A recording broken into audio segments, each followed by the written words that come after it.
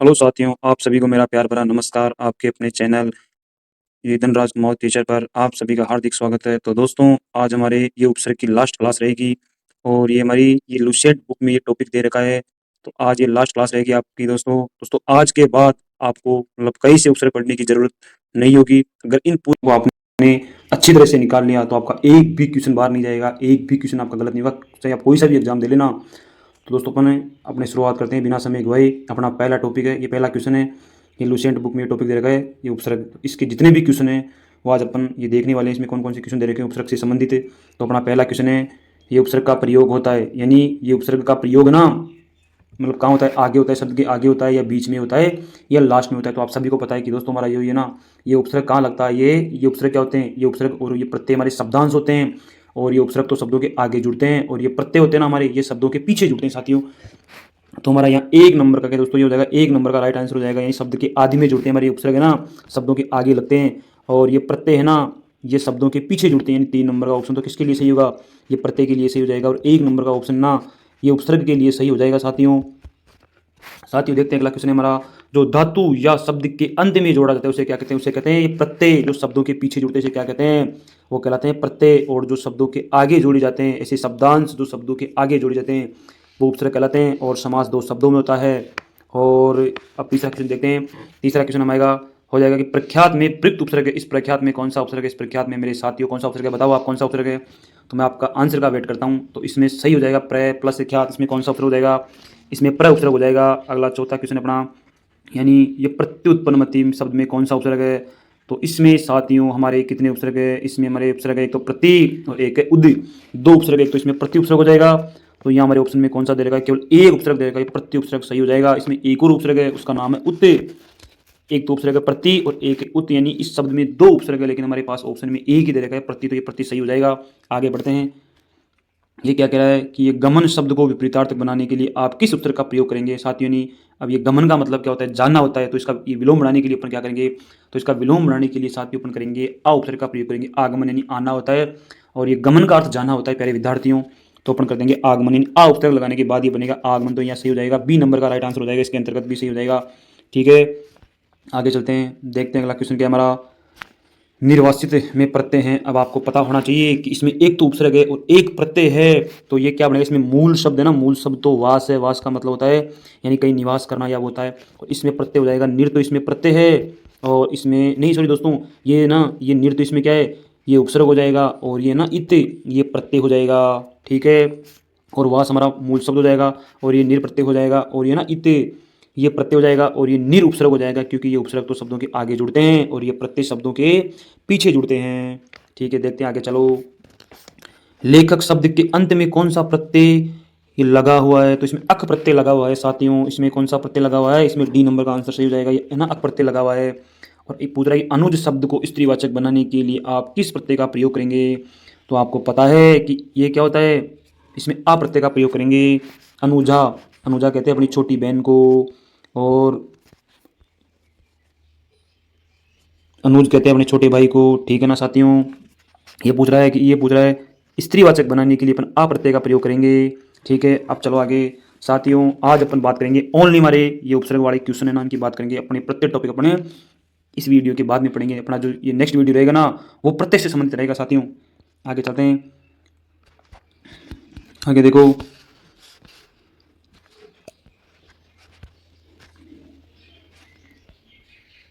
इस प्रत्यय शब्द को विलोमार्थक बनाने के लिए किस उपसर्ग का प्रयोग करेंगे, यानी इस शब्द का मतलब होता है छूना, लेकिन इसमें अ उपसर्ग जोड़ देंगे ना साथियों, तो इसका मतलब होता है कि यानी बिना छुआ हुआ। तो अ स्पर्श यानी बिना छुआ हुआ।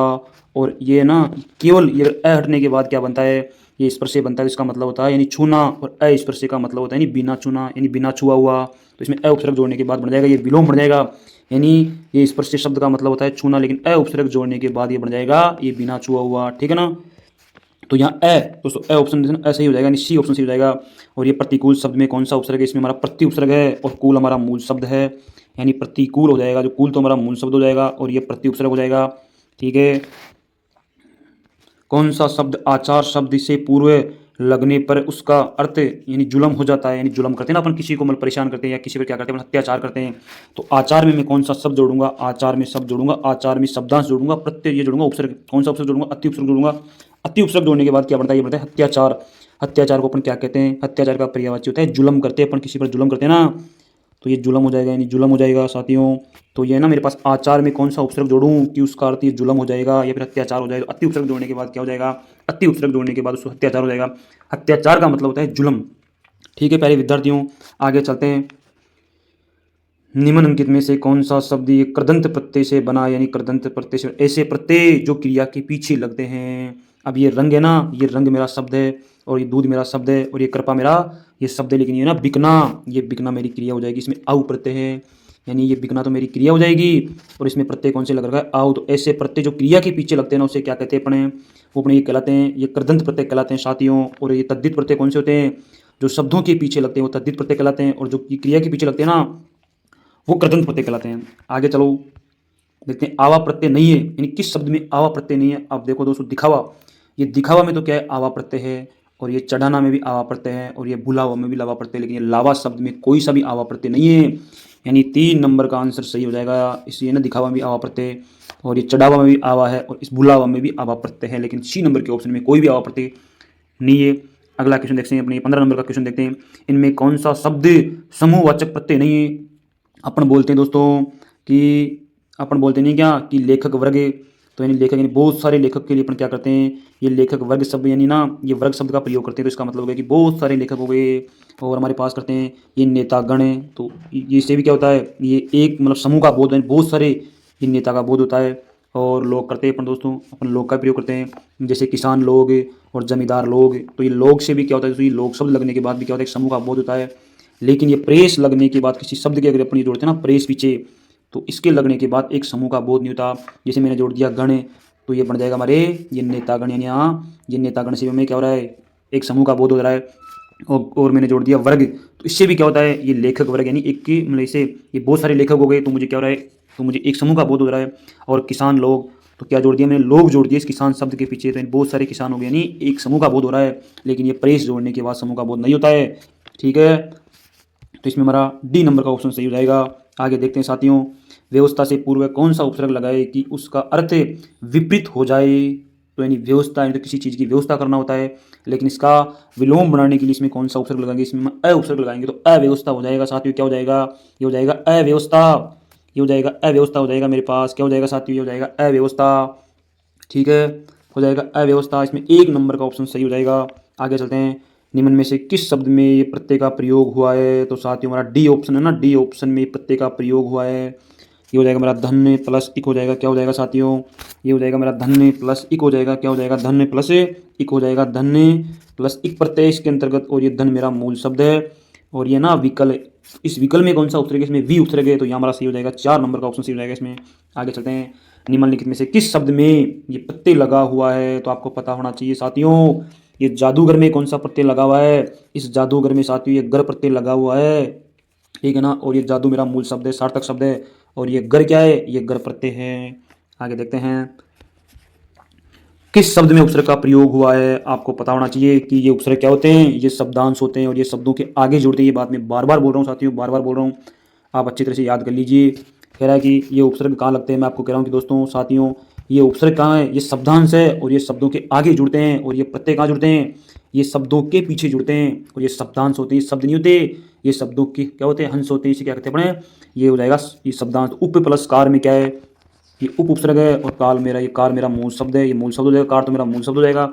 और ये क्या है मेरे पास, उप ये उपसर्ग है प्यारे विद्यार्थियों। ठीक है ना, और ये पढ़ाई में कौन सा प्रत्यय, इसमें आई प्रत्यय है, और ये उपकार में कौन सा उपसर्ग है, इसमें उप उपसर्ग है। ठीक है ना, आगे चलो, अनुवाद में ये प्रयुक्त उपसर्ग है, यानी मेरे पास शब्द है अनुवाद में कौन सा उपसर्ग है, इसमें अनु उपसर्ग हो जाएगा, और वाद मेरा मूल शब्द है, यानी इसमें डी नंबर का आंसर सही हो जाएगा, इसमें डी नंबर का आंसर सही हो जाएगा विद्यार्थियों।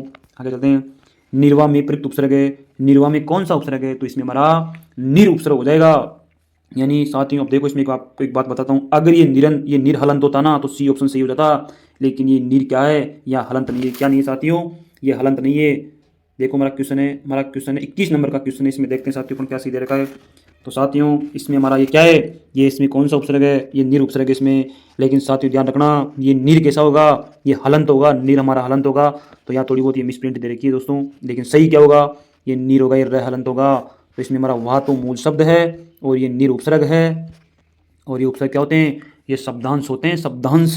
चलो हिंदी में कृत प्रत्ययों की संख्या कितनी है, हिंदी में कृत प्रत्यय कितने होते हैं साथियों, हिंदी में हमारे कृत प्रत्ययों की संख्या कितनी होती है। तो हिंदी में हमारे कृत प्रत्ययों की संख्या होती है 28। कितने होते हैं साथियों हमारे कृत प्रत्यय हिंदी में, हमारे जो कृत प्रत्यय ऐसे प्रत्यय जो क्रिया के पीछे लिखते हैं उनकी संख्या होती है 28। ठीक है प्यारे विद्यार्थियों, आगे देखो। अब कह रहा है ये कृदंत प्रत्यय किन शब्दों के साथ जुड़ते हैं, मैंने आपको भी कहा था ऐसे प्रत्यय जो क्रिया के पीछे जुड़ते हैं वो कौन से प्रत्यय हैं, वो कृदंत प्रत्यय हैं। और ऐसे शब्दांश जो शब्दों के आगे जुड़ते हैं वो उपसर्ग कहलाते हैं। और ऐसे प्रत्यय जो शब्दों के पीछे जुड़ते हैं वो कहलाते हैं, वो हमारे वो तद्धित प्रत्यय कहलाते हैं साथियों। ठीक है ना, आगे देखते हैं। और हमारी संज्ञा क्या होती है, किसी व्यक्ति या वस्तु का नाम संज्ञा कहलाती है।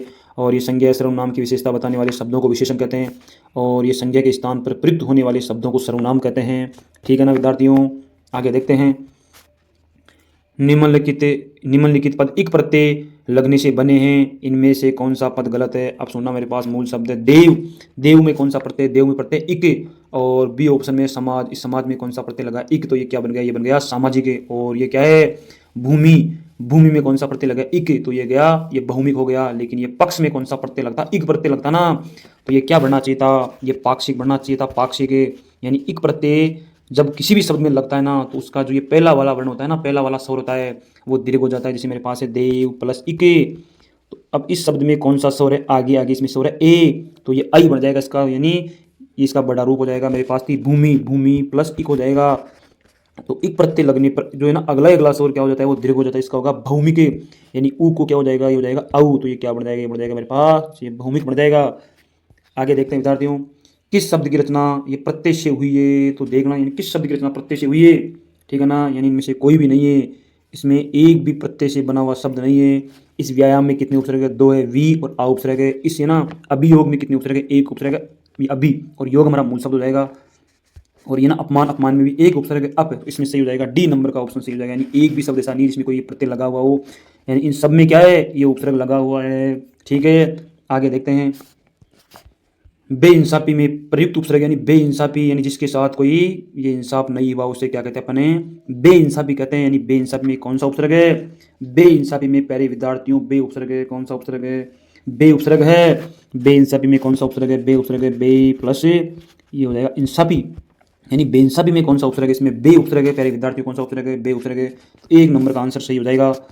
अब देखते हैं निम्नलिखित में से ये उपसर्ग रहित शब्द पूछ रहा है, नहीं ये पूछ रहा है कि ये कौन से शब्द में उपसर्ग नहीं है, ये पूछ रहा है कि ये कौन से शब्द में उपसर्ग नहीं है, ये पूछ रहा है हमारे कौन से शब्द में उपसर्ग नहीं है। सुन, अब देखो साथियों हमारे पास ये पूछ रहा है नहीं ये उपसर्ग रहित शब्द कौन सा है, नहीं कौन से शब्द में उपसर्ग नहीं है। तो सु प्लस योग में सु उपसर्ग है, वी प्लस देश में कौन सा उपसर्ग है, वी उपसर्ग है। और देश मेरा मूल शब्द है और योग मेरा मूल शब्द है।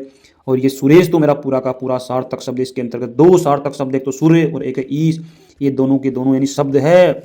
और ये क्या है तीसरा ऑप्शन, यानी इसमें मेरा सही हो जाएगा 4 नंबर का ऑप्शन सही हो जाएगा। ये उपसर्ग रहित शब्द है क्योंकि इसमें ये ना दोनों के दोनों शब्द है, तो सूर्य और एक ईश, इसमें हमारे पास दो शब्द है। और ये के अत्यधिक में कौन सा उपसर्ग है, अति उपसर्ग है। ठीक है ना, अधिक मेरा मूल शब्द हो जाएगा। आगे चले विद्यार्थियों, देखते हैं बाहु शब्द में प्रयुक्त प्रत्यय कौन सा है। तो बाहु शब्द में बहना प्लस आव, ये आव प्रत्यय, इसमें सी नंबर का आंसर सही हो जाएगा, इसमें आव प्रत्यय हो जाएगा। अब देखते हैं विज्ञान शब्द में प्रयुक्त उपसर्ग है, विज्ञान में वी उपसर्ग है और ज्ञान मेरा मूल शब्द यानी सी नंबर का ऑप्शन सही हो जाएगा। और चिरायु शब्द में ये प्रयुक्त उपसर्ग है, इसमें कौन सा उपसर्ग है, इसमें कौन सा उपसर्ग हो जाएगा साथियों।